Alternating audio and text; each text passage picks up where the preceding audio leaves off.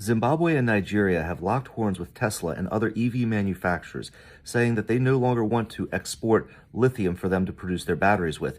Instead, they want the batteries to be produced domestically in Africa. Let me talk about what's happening, why it's happening, and what opportunities exist for you as an investor going forward. First, the backstory. Lithium use in the world has exploded over the past 10 years, with the amount produced annually increasing from 25,000 tons to over 85,000 tons. And 4 countries have produced most of this lithium. That's Australia, Chile, Argentina, and China. However, they don't have enough production to meet the growing demand in the world. So a lot of the EV manufacturers are trying to get this raw resource from Africa. And they were expecting Africa to just say, hey, take what you want, just cut us back in. They weren't expecting multiple African countries to tell them, no, you can't take our resources. You have to build your batteries domestically. So why are African leaders like President Mnangagwa making such a firm stance? It comes down to their goals with their economy. Many of these African countries don't want to simply be places to extract raw resources from. They want to be places where value is added. Now, if we're looking at lithium production, the total value chain has 6 distinct parts with regards to EVs. You start with mining, then you go to refining of the resources, cathode production, cell production, module assembly, and eventually making your own OEM cars.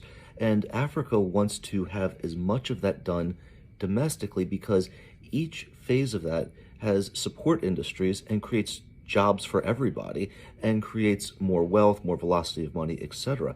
That's the real game plan. Instead of just getting a quick buck, they want to create something that creates wealth more sustainably. Now, in reality, we don't know how much lithium Zimbabwe, Nigeria, or the Central African countries actually have because the terrain hasn't been scouted out because the demand is relatively new. But I love the change in mindset where the African countries are looking to create industries where value is added domestically. Now, what does that mean for you as an investor?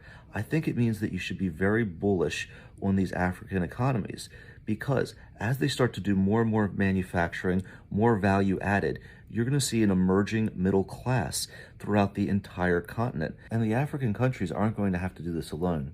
Countries like Turkey and Saudi Arabia have engineers throughout the continent that are going to expedite the learning curve for the manufacturing industries that are growing in these new economies. And to me, this is reminiscent of what happened in China in the 1980s.